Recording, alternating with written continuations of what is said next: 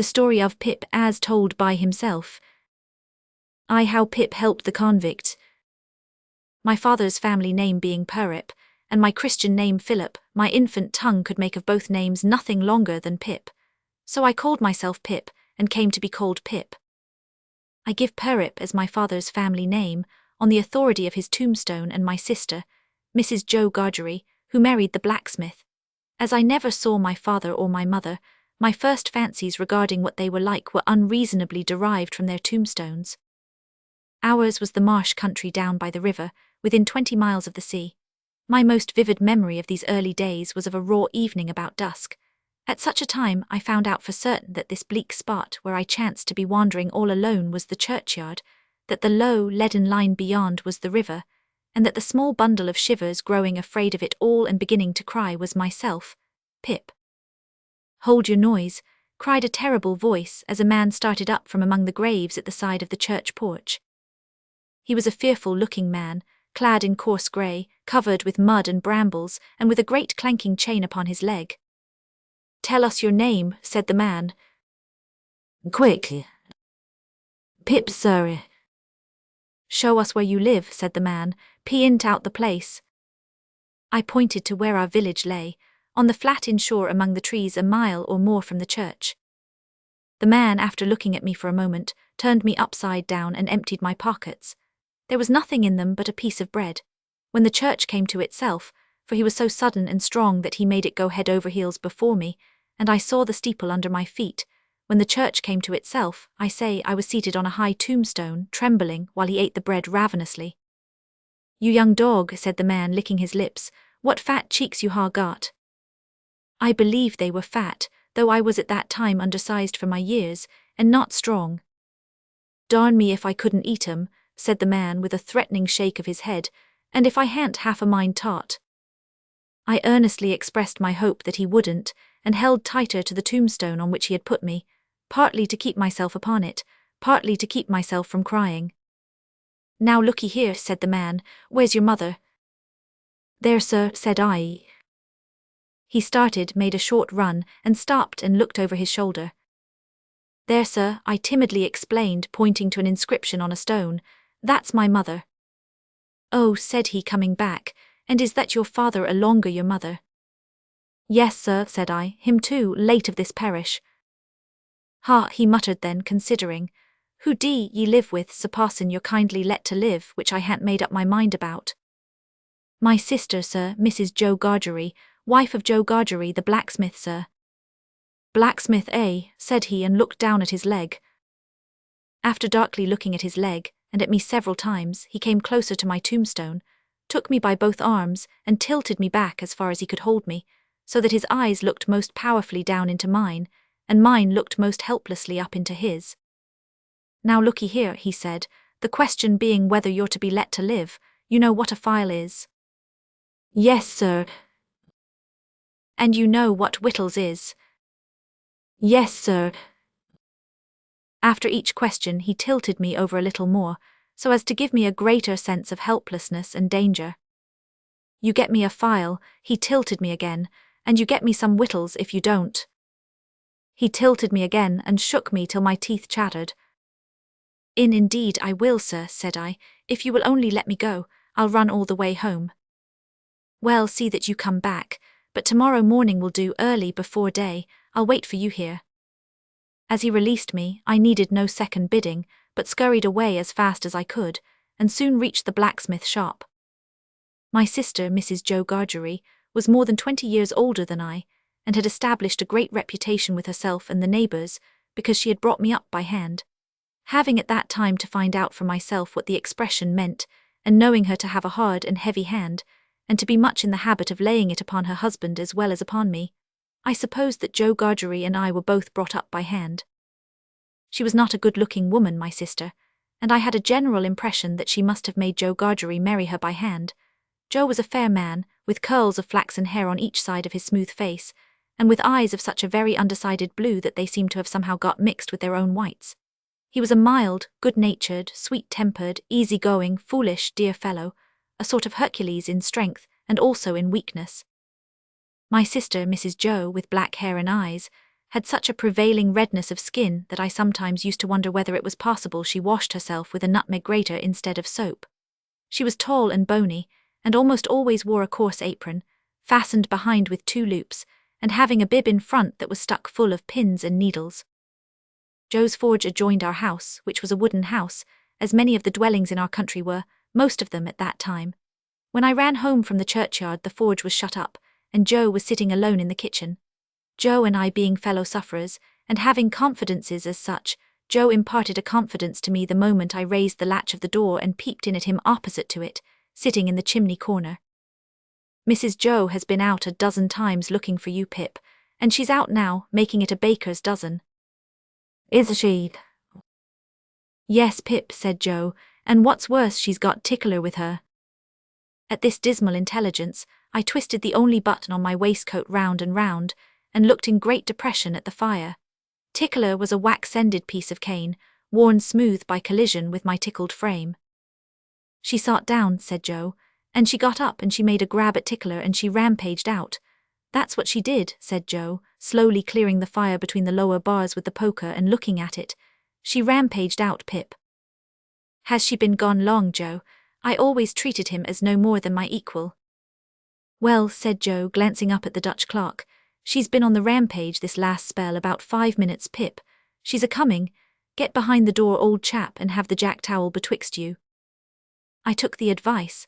My sister, Mrs. Joe, throwing the door wide open, and finding an obstruction behind it, immediately divined the cause, and applied Tickler to its farther investigation.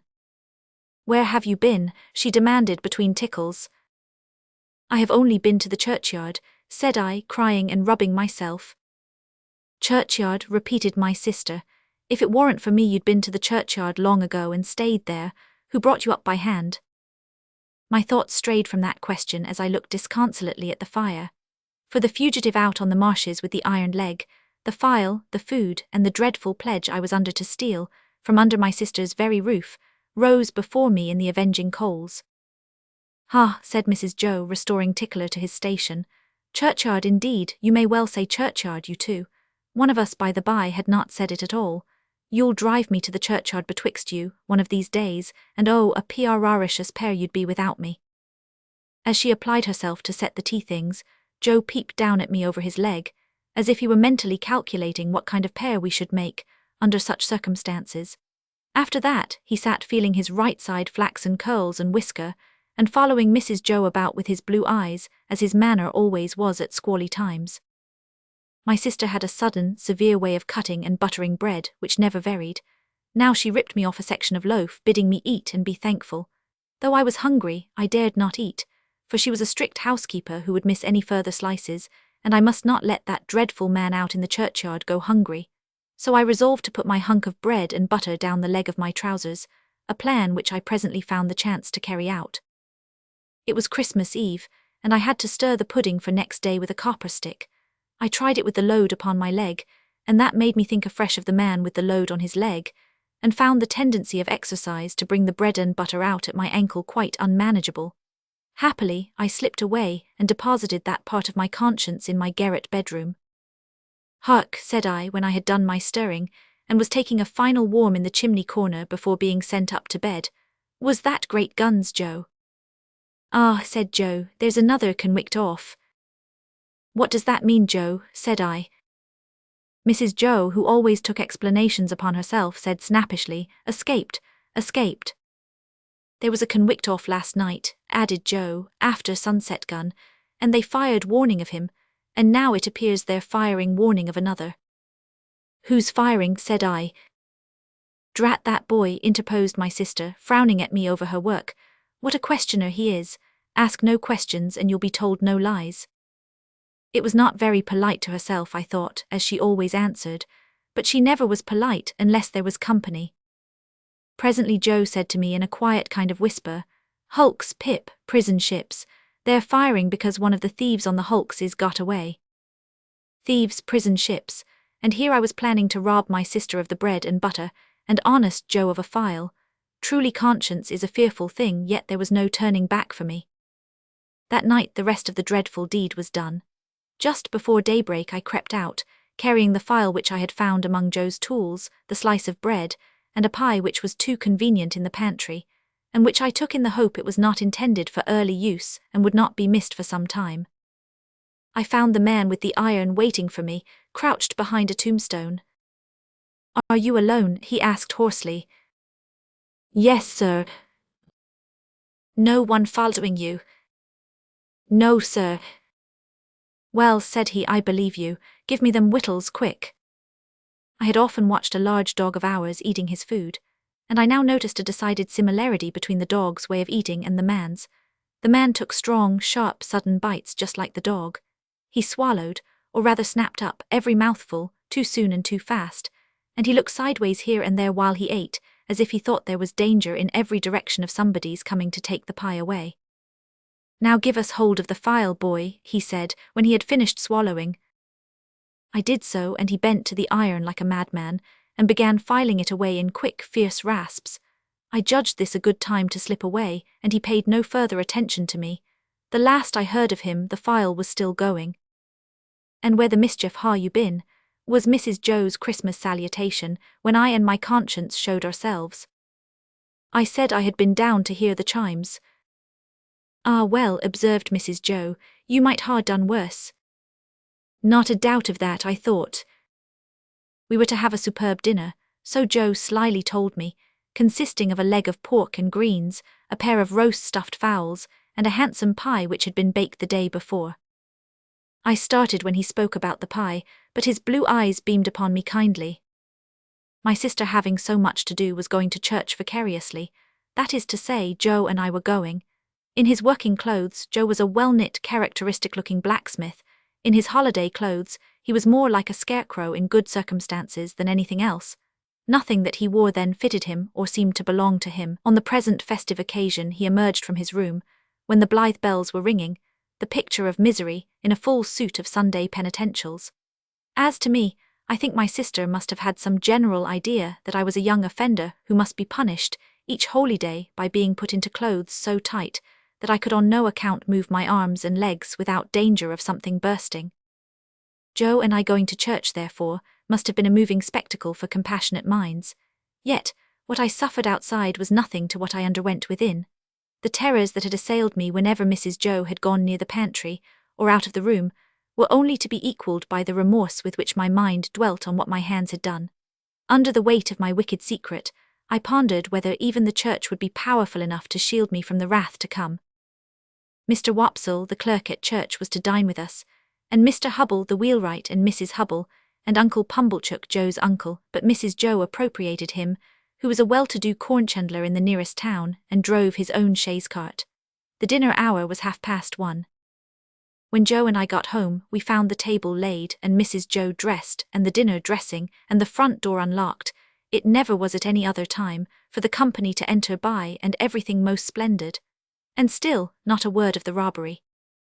Oh, the agony of that festive dinner! During each helping of my plate I ate mechanically, hardly daring to lift my eyes, and clutching frantically at the leg of the table for support. With each mouthful we drew nearer to that pie and discovery, but as they chattered away, I felt a faint hope that they might perhaps forget the pie. They did not, for presently my sister said to Joe, "Clean plates cold." I got a fresh hold on the table leg. I foresaw I was doomed. "You must taste," said my sister, addressing the guests with her best grace. "You must finish with a pie in honor of Uncle Pumblechook." The company murmured their compliments. Uncle Pumblechook, sensible of having deserved well of his fellow creatures, said, quite vivaciously, all things considered, "Well, Mrs. Joe, we'll do our best endeavours. Let us have a cut at this same pie." My sister went out to get it. I heard her steps proceed to the pantry. I saw Mr. Pumblechook balance his knife. I saw reawakening appetite in the Roman nostrils of Mr. Wopsle. I heard Mr. Hubble remark that a bit of savoury pie would lay atop of anything you could mention, and do no harm, and I heard Joe say, "You shall have some, Pip." I have never been absolutely certain whether I uttered a shrill yell of terror, merely in spirit or in the bodily hearing of the company. I felt that I could bear no more and that I must run away. I released the leg of the table and ran for my life. But I ran no farther than the house door, for there I ran head foremost into a party of soldiers with their muskets, one of whom held out a pair of handcuffs to me, saying, "Here you are, look sharp, come on." The vision of a file of soldiers caused the dinner party to rise from the table in confusion, and caused Mrs. Joe, re-entering the kitchen empty-handed, to stop short and stare, in her wondering lament of "Gracious goodness, gracious me, what's gone with the pie?" "Excuse me, ladies and gentlemen," said the sergeant, "but as I have mentioned at the door to this smart young shaver, which he hadn't, I am on a chase in the name of the king, and I want the blacksmith." "And pray what might you want with him?" retorted my sister, quick to resent his being wanted at all. "Missus," returned the gallant sergeant, "speaking for myself I should reply, the honour and pleasure of his fine wife's acquaintance. Speaking for the king I answer, a little job done." This was received as rather neat in the sergeant, insomuch that Mr. Pumblechook cried audibly, "Good again." "You see, blacksmith," said the sergeant, who had by this time picked out Joe with his eye, "we have had an accident with these, and I find the lock of one of 'em goes wrong, and the coupling don't act pretty. As they are wanted for immediate service, will you throw your eye over them?" Joe threw his eye over them, and pronounced that the job would necessitate the lighting of his forge fire, and would take nearer 2 hours than 1. "Will it, then will you set about it at once, blacksmith," said the off-hand sergeant, "as it's on his Majesty's service, and if my men can bear a hand anywhere, they'll make themselves useful." With that he called to his men, who came trooping into the kitchen one after another, and piled their arms in a corner. All these things I saw without then knowing that I saw them, for I was in an agony of apprehension. But beginning to perceive that the handcuffs were not for me, and that the military had so far got the better of the pie as to put it in the background, I collected a little more of my scattered wits. "Pip brings the convict some food. Pip brings the convict some food." The soldiers were out hunting for the convicts that had escaped, and as soon as Joe had mended the handcuffs, they fell in line and started again for the marshes. Joe caught an appealing look from me, and timidly asked if he and I might go along with them. The consent was given, and away we went. After a rough journey over bogs and through briars, a loud shout from the soldiers in front announced that one of the fugitives had been caught. We ran hastily up and peered into a ditch. It was my convict. He was hustled into the handcuffs, and hustled up a hill where stood a rough hut or sentry box, and here we halted to rest. My convict never looked at me except once. While we were in the hut, he stood before the fire looking thoughtfully at it, or putting up his feet by turns upon the hob. Suddenly he turned to the sergeant and remarked, "I wish to say something respecting this escape. It may prevent some persons laying under suspicion alonger me." "You can say what you like," returned the sergeant, standing coolly looking at him with his arms folded, "but you have no call to say it here. You'll have opportunity enough to say about it, and hear about it before it's done with, you know."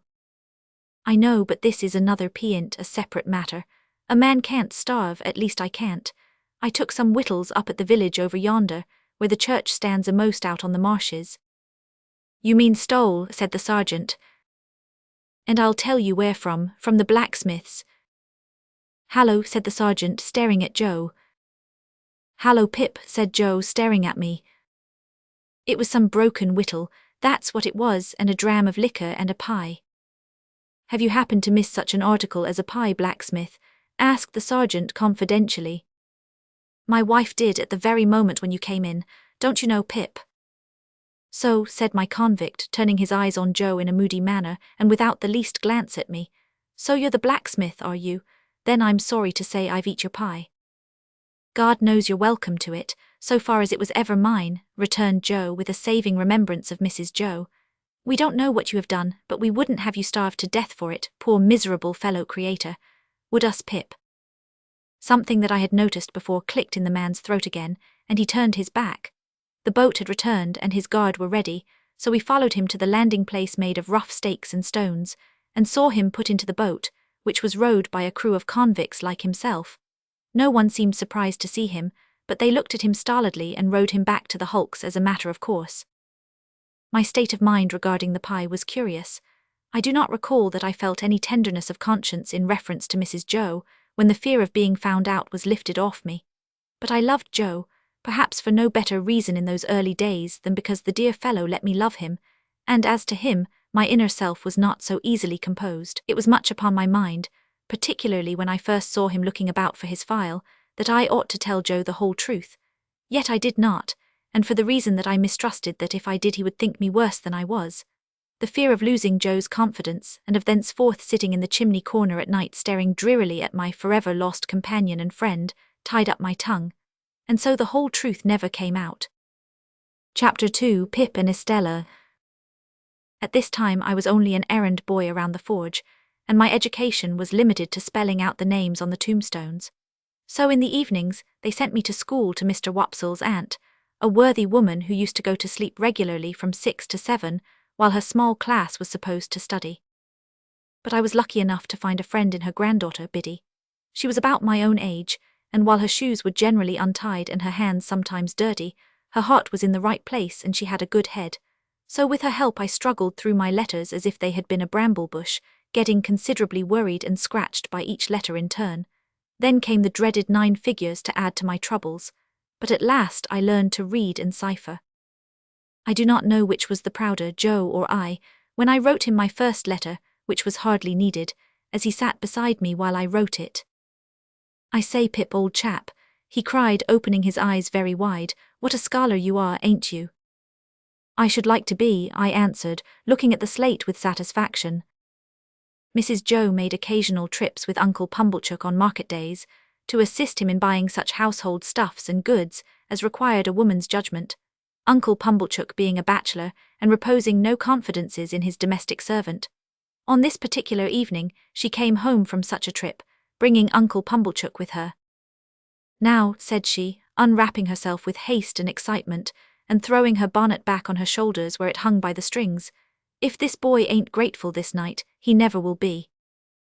I looked as grateful as any boy possibly could, who was wholly uninformed why he ought to assume that expression. "You have heard of Miss Havisham uptown, haven't you?" continued my sister, addressing Joe.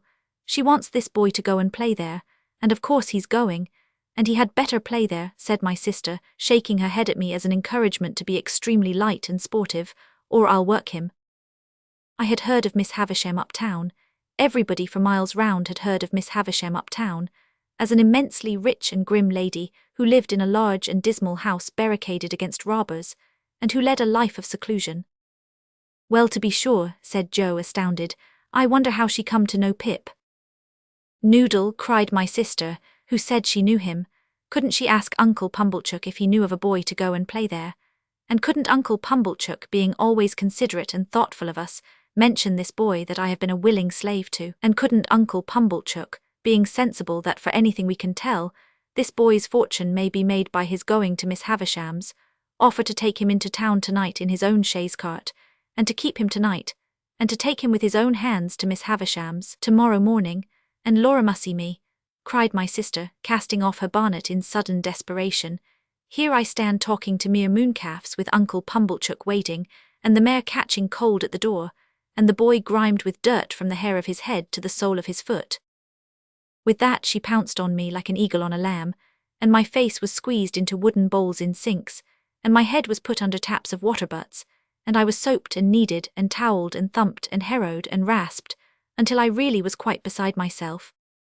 When my ablutions were completed, I was put into clean linen of the stiffest character, like a young penitent into sackcloth, and was trussed up in my tightest and fearfullest suit. I was then delivered over to Mr. Pumblechook, who formally received me as if he were the sheriff, saying pompously, "Boy, be forever grateful to all friends, but especially unto them which brought you up by hand. Goodbye, Joe. God bless you, Pip, old chap." I had never parted from him before, and what with my feelings and what with soap suds, I could at first see no stars from the chaise cart. But they twinkled out one by one, without throwing any light on the questions as to why on earth I was going to play at Miss Havisham's, and what on earth I was expected to play at. I spent the night at Uncle Pumblechook's, and the next morning after breakfast we proceeded to Miss Havisham's. It was a dismal-looking house with a great many iron bars to it. Some of the windows had been walled up, and the others were rustily barred. There was a courtyard in front, which was also barred, so we had to wait after ringing the bell for someone to open it. Presently a window was raised, and a clear voice demanded, "What name?" "Pumblechook," was the reply. The voice returned, "Quite right," and the window was shut again, and a young lady came across the courtyard with keys in her hand. "This," said Mr. Pumblechook, "is Pip." "This is Pip, is it?" returned the young lady, who was very pretty and seemed very proud. "Come in, Pip." Mr. Pumblechook was coming in also, when she stopped him with the gate. "Oh," she said, "did you wish to see Miss Havisham?" "If Miss Havisham wished to see me," returned Mr. Pumblechook, discomfited. "Ah," said the girl, "but you see she don't." She said it so finally, and in such an undiscussable way, that Mr. Pumblechook, though in a condition of ruffled dignity, could not protest. We went into the house by a side door. The great front entrance had 2 chains across it outside, and the first thing I noticed was that the passages were all dark, and that she had left a candle burning there. She took it up, and we went through more passages and up a staircase, and still it was all dark, and only the candle lighted us. At last we came to the door of a room, and she said, "Go in." I answered, more in shyness than politeness, "After you, miss." To this she returned, "Don't be ridiculous, boy, I am not going in," and scornfully walked away and, what was worse, took the candle with her. This was very uncomfortable, and I was half afraid. However, the only thing to do being to knock at the door, I knocked, and was told from within to enter. I entered, therefore, and found myself in a pretty large room, well lighted with wax candles. No glimpse of daylight was to be seen in it. It was a dressing room, as I supposed from the furniture, though much of it was of forms and uses then quite unknown to me. But prominent in it was a draped table with a gilded looking-glass, and that I made out at first sight to be a fine lady's dressing table. In an armchair, with an elbow resting on the table and her head leaning on that hand, sat the strangest lady I have ever seen, or shall ever see. She was dressed in rich materials, satins and lace and silks, all of white. Her shoes were white, and she had a long white veil dependent from her hair, and she had bridal flowers in her hair, but her hair was white. Some bright jewels sparkled on her neck and on her hands, and some other jewels lay sparkling on the table. Dresses less splendid than the dress she wore and half-packed trunks were scattered about. She had not quite finished dressing, for she had but 1 shoe on. The other was on the table near her hand. Her veil was but half arranged, her watch and chain were not put on, and her handkerchief, gloves, some flowers, and a prayer book lay confusedly heaped about the looking-glass. "Who is it?" said the lady at the table. "Pip, ma'am." "Pip, please." "Mr. Pumblechook's boy, ma'am, come to play." "Look at me," said Miss Havisham. "You are not afraid of a woman who has never seen the sun since you were born." I regret to state that I was not afraid of telling the enormous lie comprehended in the answer, "No." "I am tired," said Miss Havisham. "I want diversion, and I have done with men and women. Play." I looked foolish and bewildered, not knowing what to do. "I sometimes have sick fancies," she went on, "and I have a sick fancy that I want to see some play. There," with an impatient movement of the fingers of her right hand, "play, play, play." For a moment, with the fear of my sisters working me before my eyes, I had a desperate idea of starting round the room in the assumed character of Mr. Pumblechook's chaise cart. But I felt myself so unequal to the performance that I gave it up, and stood looking at Miss Havisham in what I suppose she took for a dogged manner, inasmuch as she said, when we had taken a good look at each other, "Are you sullen and obstinate?" "No, ma'am, I am very sorry for you, and very sorry I can't play just now. If you complain of me I shall get into trouble with my sister, so I would do it if I could. But it's so new here and so strange and so fine and melancholy." I stopped, fearing I might say too much. "Call Estella," she commanded, looking at me. "You can do that." To stand in a strange house calling a scornful young lady by her first name was almost as bad as playing to order, but she answered at last. "My dear," said Miss Havisham, "let me see you play cards with this boy." "What do you play, boy?" asked Estella with the greatest disdain. "Nothing but beggar my neighbour, miss."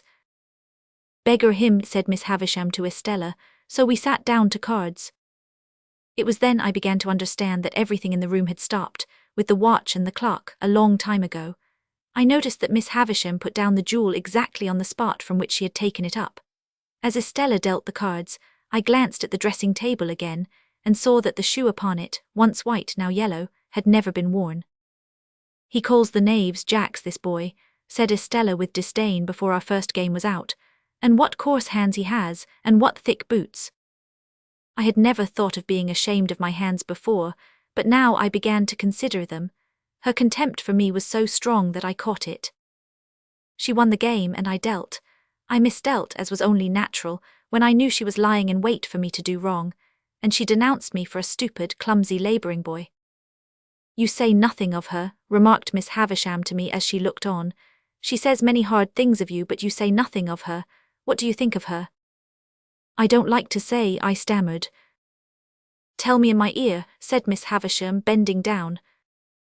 I think she is very proud, I replied in a whisper. Anything else? I think she is very pretty. Anything else? I think she is very insulting. She was looking at me then with a look of supreme aversion. Anything else? I think I should like to go home. You shall go soon, said Miss Havisham aloud. Play the game out. I played the game to an end with Estella, and she beggared me. She threw the cards down on the table when she had won them all, as if she despised them for having been one of me. When shall I have you here again? Said Miss Havisham. Let me think, I know nothing of days of the week or of weeks of the year. Come again after 6 days, you hear? Yes, ma'am. Estella, take him down. Let him have something to eat and let him roam and look about him while he eats. Go, Pip. I followed the candle down as I had followed the candle up, and she stood it in the place where we had found it. Until she opened the side entrance, I had fancied, without thinking about it, that it must necessarily be night time. The rush of the daylight quite confounded me, and made me feel as if I had been in the candlelight of the strange room many hours. When I reached home, my sister was very curious to know all about Miss Havisham and what I had seen and done at her house. Uncle Pumblechook, too, came hurrying over, armed with many questions. I was naturally a truthful boy, as boys go, but I knew instinctively that I could not make myself understood about that strange visit, so I didn't try. When he fired his first question, as to what was Miss Havisham like. Very tall and dark, I told him. Is she, uncle? Asked my sister. Mr. Pumblechook winked assent, from which I at once inferred that he had never seen Miss Havisham, for she was nothing of the kind. Good, said Mr. Pumblechook conceitedly. Now, boy, what was she a-doing of when you went in today? He continued. She was sitting, I answered, in a black velvet coach. Mr. Pumblechook and Mrs. Joe stared at one another, as they well might, and both repeated, in a black velvet coach.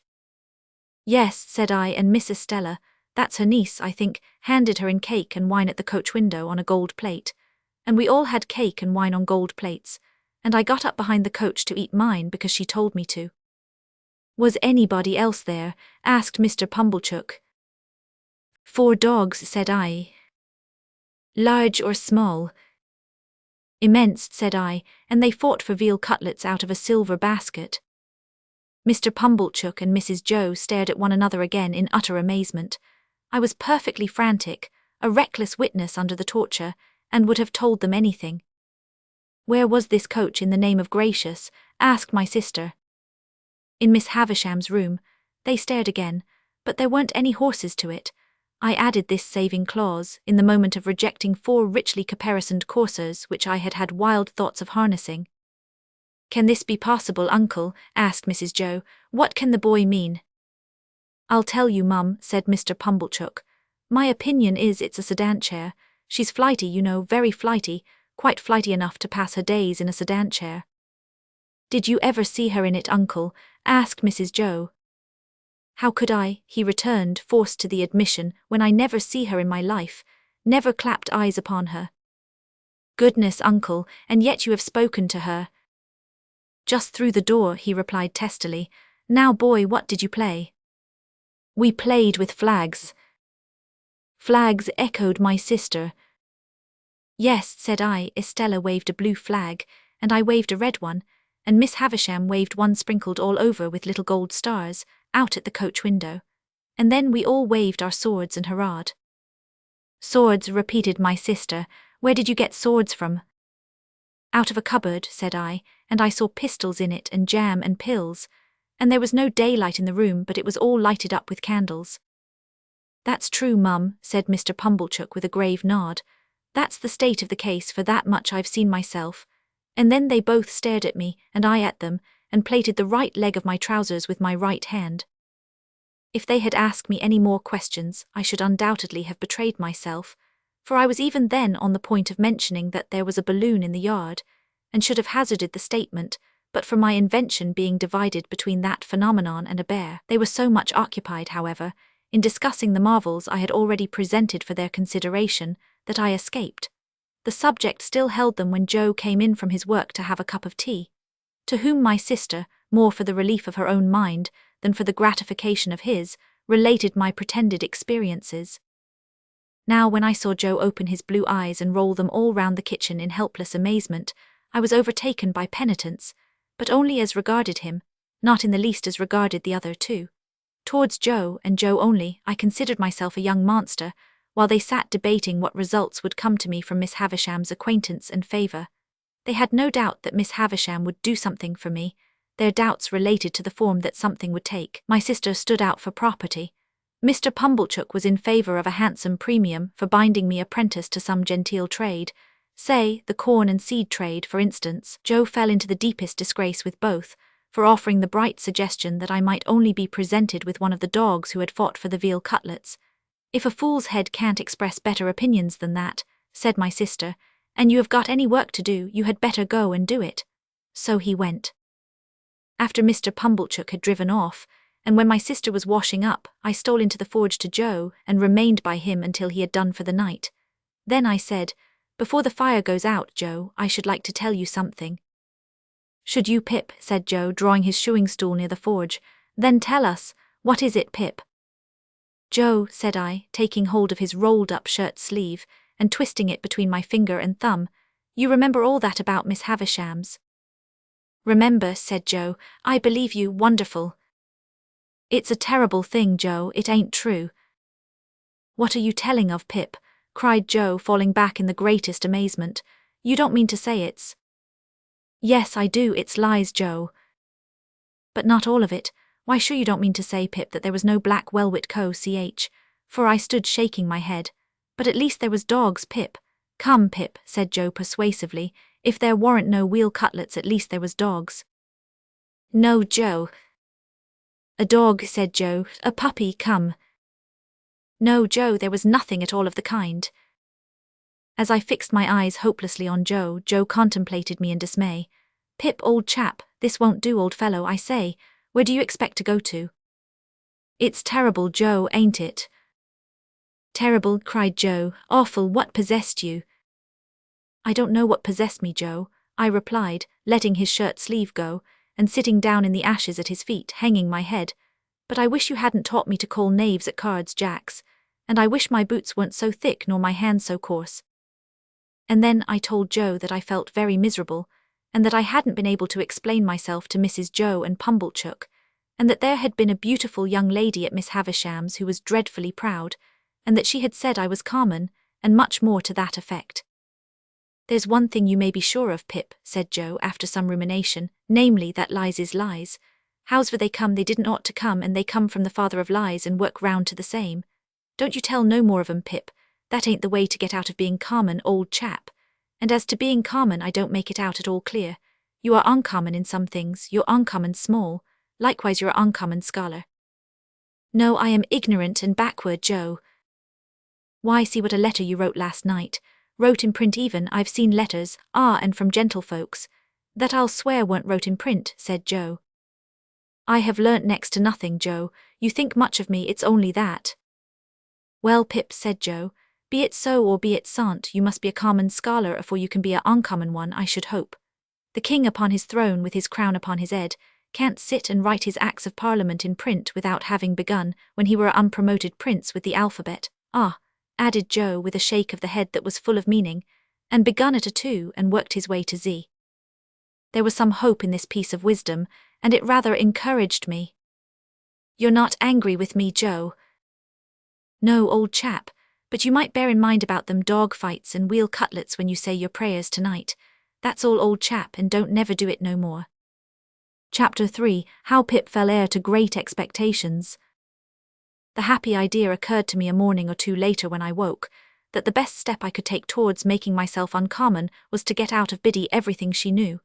In pursuance of this idea, I mentioned to Biddy, when I went to Mr. Wopsle's aunt's at night, that I had a particular reason for wishing to get on in life, and that I should feel very much obliged to her if she would impart all her learning to me. Biddy, who was the most obliging of girls, immediately said she would, and indeed began to carry out her promise within 5 minutes. The books at the school were few and ragged, but we attacked them all valiantly during the course of the winter, and even refreshed our budding minds with newspaper scraps. And with every new piece of knowledge I could fancy myself saying to Miss Estella, "Now am I common." At the appointed time I returned to Miss Havisham's, and my hesitating ring at the gate brought out Estella. "You are to come this way today," she said after admitting me, and took me to quite another part of the house. We went in at a door which stood open, and into a gloomy room with a low ceiling on the ground floor at the back. There was some company in the room, and Estella said to me as she joined it, "You are to go and stand there, boy, till you are wanted." There, being the window, I crossed to it and stood there, in a very uncomfortable state of mind, looking out. Presently she brought a candle and led the way down a dark passage to a staircase. As we went up the stairs we met a man coming down. He was large and bold, with bushy black eyebrows and deep-set eyes which were disagreeably keen. He was nothing to me at the time, and yet I couldn't help observe him. He stopped and looked at me. "How do you come here?" he asked. "Miss Havisham sent for me, sir," I explained. "Well, behave yourself. I have a pretty large experience of boys, and you're a bad set of fellows. Now mind," said he, biting the side of his great forefinger as he frowned at me, "you behave yourself." With those words he released me, which I was glad of, for his hand smelt of scented soap, and went his way downstairs. I wondered whether he could be a doctor, but no, I thought, he couldn't be a doctor or he would have a quieter manner. There was not much time to consider the subject, for we were soon in Miss Havisham's room, where she and everything else were just as I had left them. Estella left me standing near the door, and I stood there until Miss Havisham cast her eyes upon me from the dressing table. "So," she said without being startled or surprised, "the days have worn away, have they?" "Yes, ma'am, today is." There, with the impatient movement of her fingers, "I don't want to know, are you ready to play?" I was obliged to answer in some confusion, "I don't think I am, ma'am." "Not at cards again?" she demanded with a searching look. "Yes, ma'am, I could do that if I was wanted." "Since this house strikes you old and grave, boy," said Miss Havisham impatiently, "and you are unwilling to play, are you willing to work?" I could answer this inquiry with a better heart than I had been able to find for the other question, and I said I was quite willing. "Then go into that opposite room," said she, pointing at the door behind me with her withered hand, "and wait there till I come." I did so, and after hearing my scamper about the faintly lighted room for a few minutes, Miss Havisham entered and laid a hand upon my shoulder. In her other hand she had a crutch-headed stick on which she leaned, and she looked like the witch of the place. "This," said she, pointing to the long table with her stick, "is where I will be laid when I am dead. They shall come and look at me here." With some vague misgiving that she might get upon the table then and there and die at once, the complete realization of the ghastly waxwork at the fair, I shrank under her touch. "What do you think that is?" she asked me again, pointing with her stick, "that where those cobwebs are?" "I can't guess what it is, ma'am." "It's a great cake, a bride cake, mine." She looked all around the room in a glaring manner, and then said, leaning on me while her hand twitched my shoulder, "Come, walk me." From this I made out that the work I had to do was to walk Miss Havisham round and round the room, so I started at once, she following at a fitful speed, twitching the hand upon my shoulder. After a while she said, "Call Estella," and I did so. Then the company I had noticed before filed in and paid their respects, which Miss Havisham hardly seemed to hear. While Estella was away lighting them down, Miss Havisham still walked with her hand on my shoulder, but more and more slowly. At last she stopped before the fire and said, after muttering and looking at it some seconds, "This is my birthday, Pip." I was going to wish her many happy returns when she lifted her stick. "I don't suffer it to be spoken of. I don't suffer those who were here just now or anyone to speak of it. They come here on the day, but they dare not refer to it." Of course I made no further effort to refer to it. On this day of the year, long before you were born, this heap of decay, stabbing with her crutched stick at the pile of cobwebs on the table but not touching it, was brought here. It and I have worn away together. The mice have gnawed at it, and sharper teeth than teeth of mice have gnawed at me. She held the head of her stick against her heart as she stood looking at the table, she in her once white dress all yellow and withered, the once white cloth all yellow and withered, everything around in a state to crumble under a touch.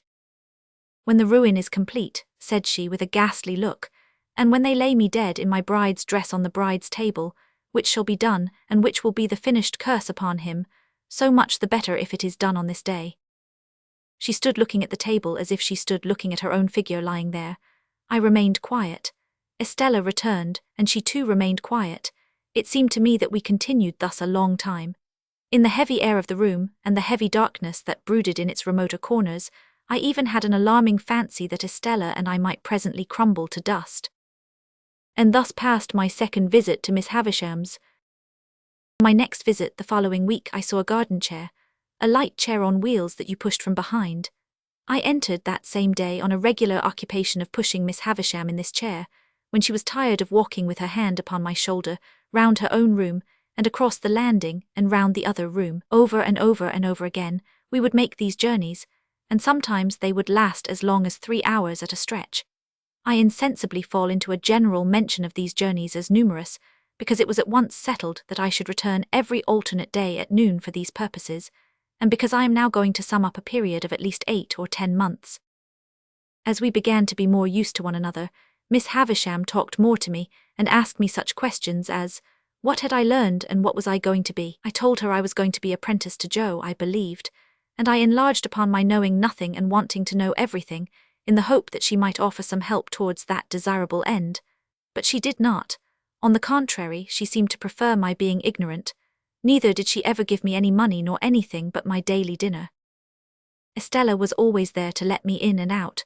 Sometimes she would coldly tolerate me, sometimes she would condescend to me, sometimes she would be quite familiar with me, sometimes she would say she hated me. But always my admiration for her grew apace, and I was the more firmly resolved not to be common. There was a song Joe used to hum fragments of at the forge, of which the burden was Old Clem. This was not a very ceremonious way of rendering homage to a patron saint, for I believe Old Clem stood in that relation towards smiths. It was a song that imitated the measure of beating upon iron, and was a mere lyrical excuse for the introduction of Old Clem's respected name. Thus you were to hammer boys round, Old Clem. With a thump and a sound, Old Clem. Beat it out, Old Clem. With a clink for the stout, Old Clem. Blow the fire, Old Clem. Roaring drier, soaring higher, Old Clem. One day soon after the appearance of the chair, Miss Havisham suddenly saying to me with the impatient movement of her fingers, There, sing. I was surprised into crooning this ditty as I pushed her over the floor. It happened so to catch her fancy that she took it up in a low, brooding voice as if she were singing in her sleep. After that it became customary with us to have it as we moved about, and Estella would often join in, though the whole strain was so subdued, even when there were 3 of us, that it made less noise in the grim old house than the lightest breath of wind. What could I become with these surroundings? How could my character fail to be influenced by them?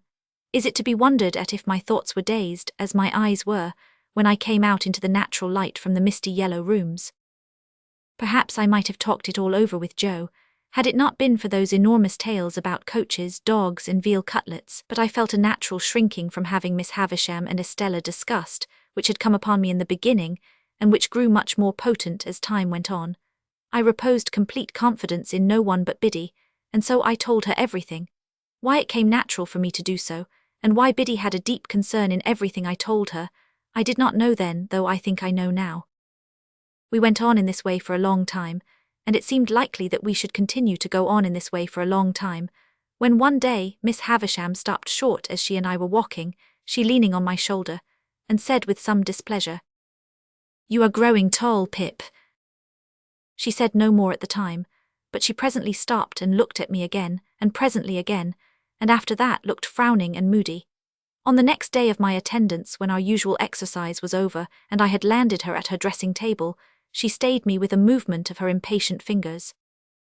"Tell me the name again of that blacksmith of yours." "Joe Gargery, ma'am."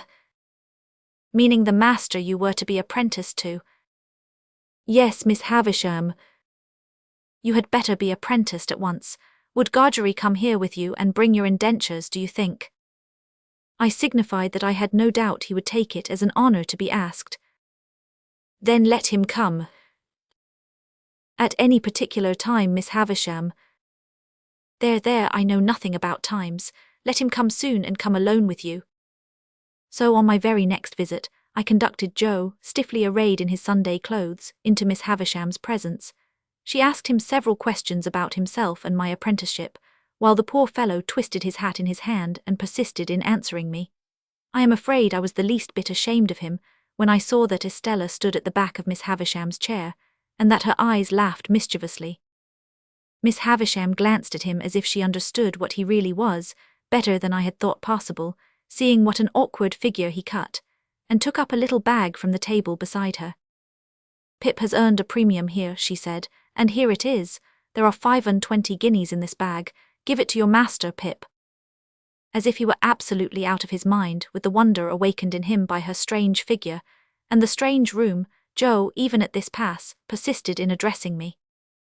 This is very liberal on your part, Pip, said Joe, and it is as such received and grateful welcome, though never looked for, far nor near nor nowheres. And now, old chap, may we do our duty?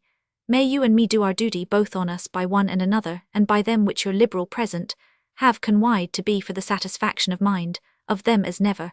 Here Joe showed that he felt he had fallen into frightful difficulties, until he triumphantly rescued himself with the words, and from myself far be it. These words had such a round and convincing sound for him that he said them twice.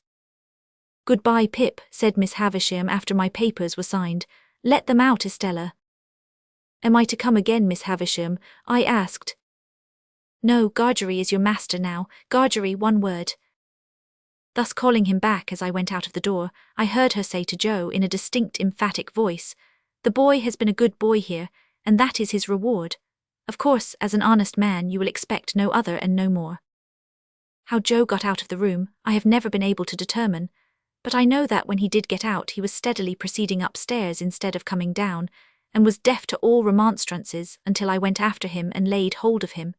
In another minute we were outside the gate, and it was locked, and Estella was gone. When we stood in the daylight alone again, Joe backed up against a wall and said to me, Astonishing, and there he remained so long, saying, Astonishing, at intervals so often that I began to think his senses were never coming back. At length he prolonged his remark into Pip, I do assure you this is astonishing, and so, by degrees, became able to walk away. It is a most miserable thing to feel ashamed of home. There may be black ingratitude in the thing, and the punishment may be retributive and well-deserved, but that it is a miserable thing, I can testify. Home had never been a pleasant place to me because of my sister's temper, but Joe had sanctified it, and I believed in it. I had believed in the best parlour as a most elegant place. I had believed in the front door as a mysterious portal of the temple of state, whose solemn opening was attended with a sacrifice of roast fowls. I had believed in the kitchen as a chaste though not magnificent apartment. I had believed in the forge as the glowing road to manhood and independence. Within a single year all this was changed. Now it was all coarse and common, and I would not have had Miss Havisham and Estella see it on any account.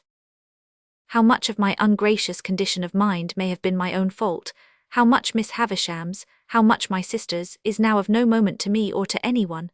The change was made in me, the thing was done. Once it had seemed to me that when I should at last roll up my shirt sleeves and go into the forge, Joe's apprentice, I should be distinguished and happy.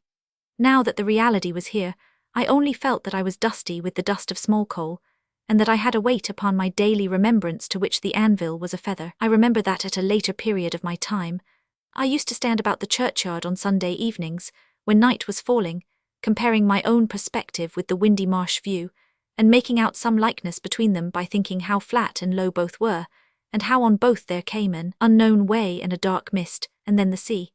I was quite as dejected on the first working day of my apprenticeship as in that after-time, but I am glad to know that I never breathed a murmur to Joe while my indentures lasted.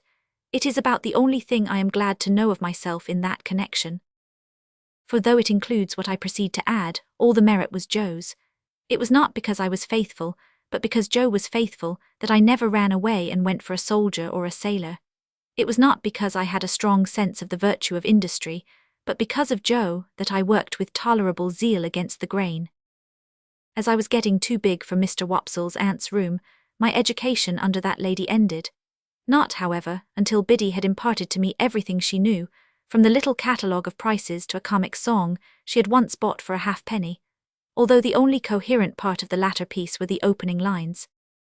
When I went to Lunnon town, sirs, 2 rowloo rulls, 2 rowloo rulls, was I done very brown, sirs, 2 rowloo rulls, 2 rowloo rulls. Still, in my desire to be wiser, I got this composition by heart with the utmost gravity, nor do I recollect that I questioned its merit, except that I thought, as I still do, the amount of 2 rulls somewhat in excess of the poetry. Thus matters went until I reached the 4th year of my apprenticeship, and they bade fair to end that way, but for an unusual event. I had gone with Joe one Saturday night to a neighbouring tavern to join some friends. In the course of the conversation, a strange gentleman who had been listening to us stepped between us and the fire and said, "I understand that one of you is a blacksmith by name Joseph Gargery. Which is the man?" "Here is the man," said Joe. "You have an apprentice," pursued the stranger, "commonly known as Pip. Is he here?" "Here," I answered. The stranger did not recognize me, but I did recognize him as the man I had once met on the stair at Miss Havisham's. "I wish to have a private talk with you both," he said. "Perhaps we had better go to your house."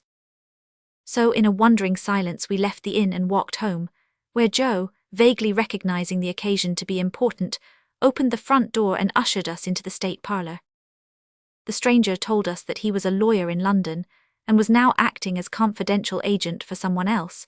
He wished to purchase my apprenticeship papers from Joe, if Joe were willing to release me. "Lord forbid that I should want anything for not standing in Pip's way," said Joe, staring. "Lord forbidding is pious but not to the purpose," returned the lawyer. "The question is, would you want anything? Do you want anything?" "The answer is," returned Joe sternly, "no."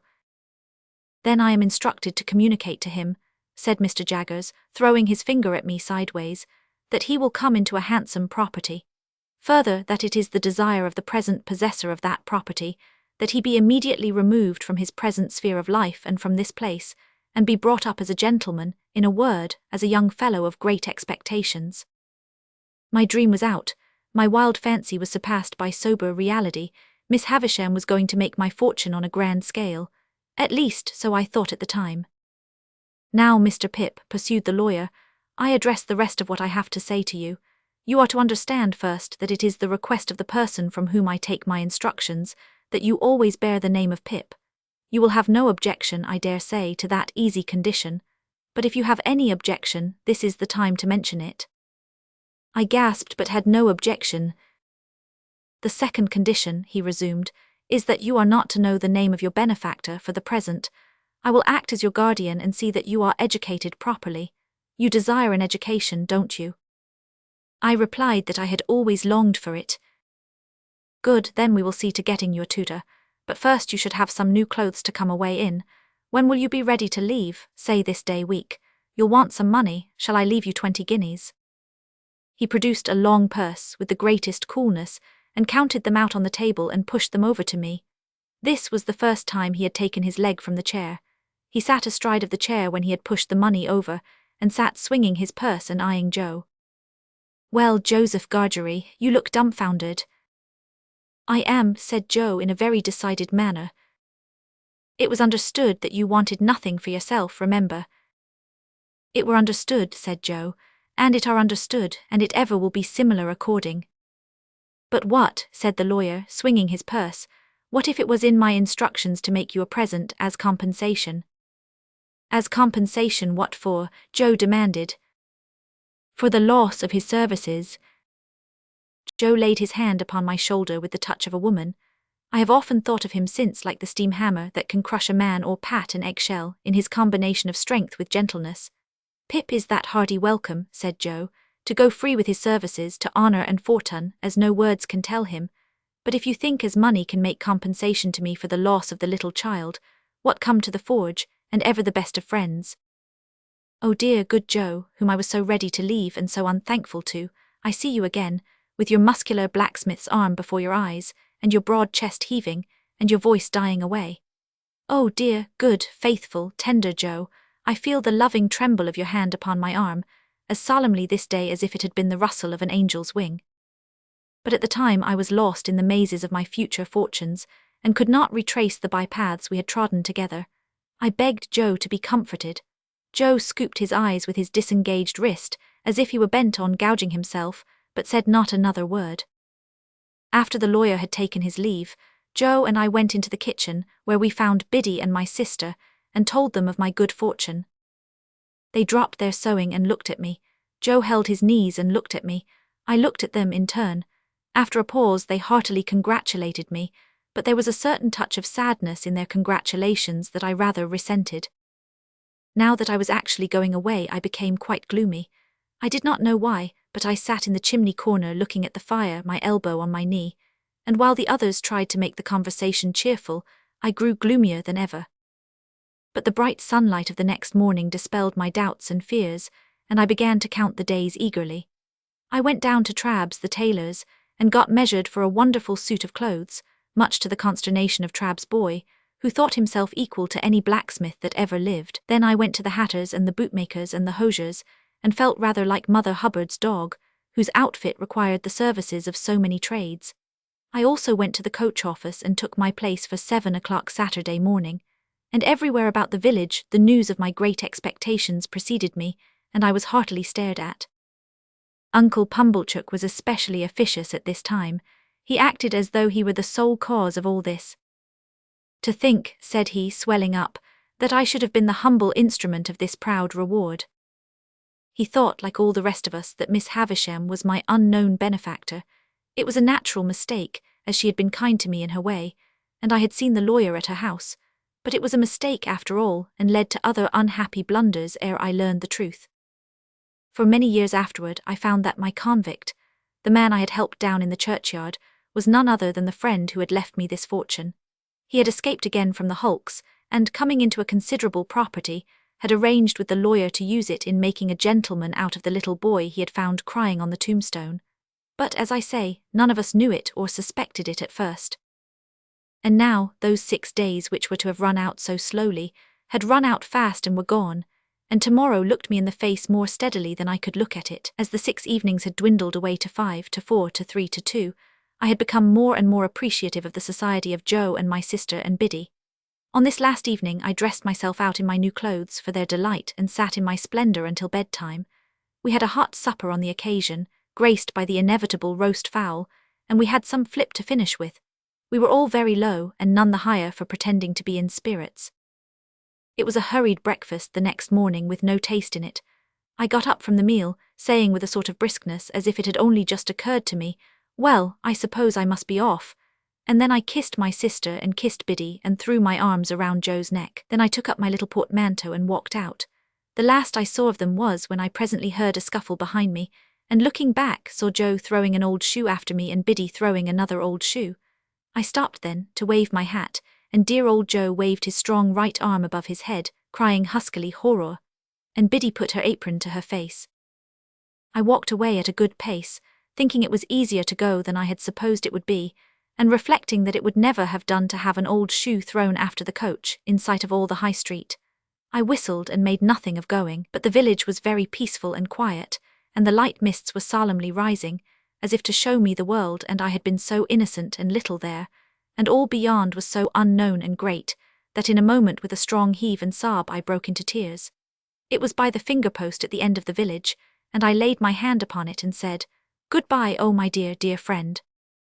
So subdued was I by those tears, that when I was on the coach, and it was clear of the town, I deliberated with an aching heart whether I would not get down when we changed horses, and walk back, and have another evening at home, and a better parting. But while I deliberated, we had changed and changed again, and it was now too late and too far to go back, and I went on. And the mists had all solemnly risen now, and the world lay spread before me. My boyhood was over. Henceforth I was to play a man's part, a man with great expectations.